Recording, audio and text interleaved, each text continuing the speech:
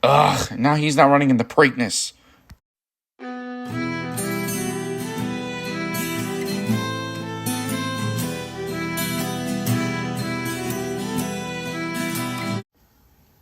Welcome to this episode of Talking Racehorses. I'm the Horse Reactor, and there is no Triple Crown winner yet again. Because, Cherie DeVaux, who trains Golden Tempo, doesn't want him to run in the Preakness. Because of his big effort in the Derby. And they said it took a lot out of him. And I don't think it did, because if you think about it, now that the Belmont shortened to 1.25 miles, just like the Derby, it's basically the same distance. So it's not taking a lot out of him. If the Belmont Stakes was back at Belmont Park, then yeah, that would have taken a lot out of him, because that's actually 1.5 miles. So yeah. 2026 Kentucky Derby winner Golden Tempo is skipping the Preakness to prioritize rest and recovery following his tremendous effort in the Kentucky Derby, with his team aiming instead for the Belmont Stakes on June 6th. Trainer Cherie DeVaux emphasized that the horse's long-term health and happiness are a top priority.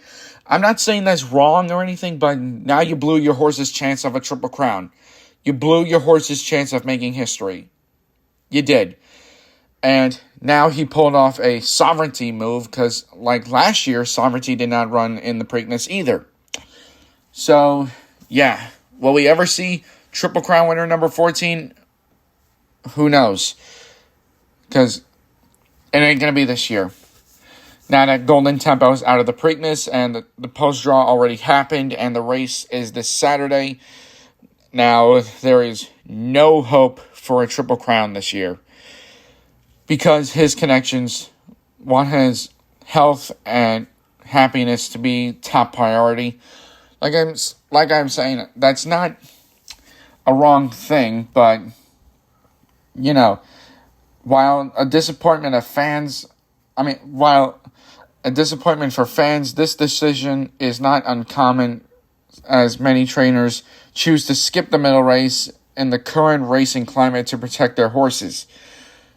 And also, connections prefer to give the horse more time to prepare for a longer distance of the Belmont Stakes, which is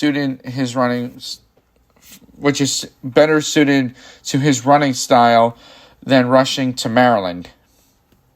The 2-week turnaround between the Kentucky Derby and the Preakness is considered too taxing, and his team opted for a longer break to ensure he is fully rested for future competition. I'm not saying that's wrong or anything, but now that there's no hope for a Triple Crown, now somebody's going to spoil it. And we will see who's going to be spoiling that on Saturday. Because, like I said, no hope for a Triple Crown this year, like last year. And in 2024, but Mystic Dan did run in the Preakness. Will we ever have a horse that wins the Kentucky Derby run in the Preakness again? Maybe next year we will. We got to see. I can't really say for certain. But anyways, yeah, in my opinion, this was a stupid move that they did, but I'm glad that they rather put the horse first than have him get hurt or anything. I'm not saying that the Triple Crown's not important. I mean, it is, but seriously, they put the horse's health first, which is always the top priority, and putting history second. Sometimes people put history first and the horse's health second. I don't care what they do either way, because you want to... Well, if it's going to be for history, you want the fans to be happy to see the hope of a Triple Crown since 2018. But at the same time, you also want the horse to be happy and fully rested for a longer distance. Anyways, good luck to good luck to all the 14 horses that are running in the Preakness. Good luck to you guys. Hopefully you have the winner. And that's a wrap on this episode of Talking Racehorses. Bye.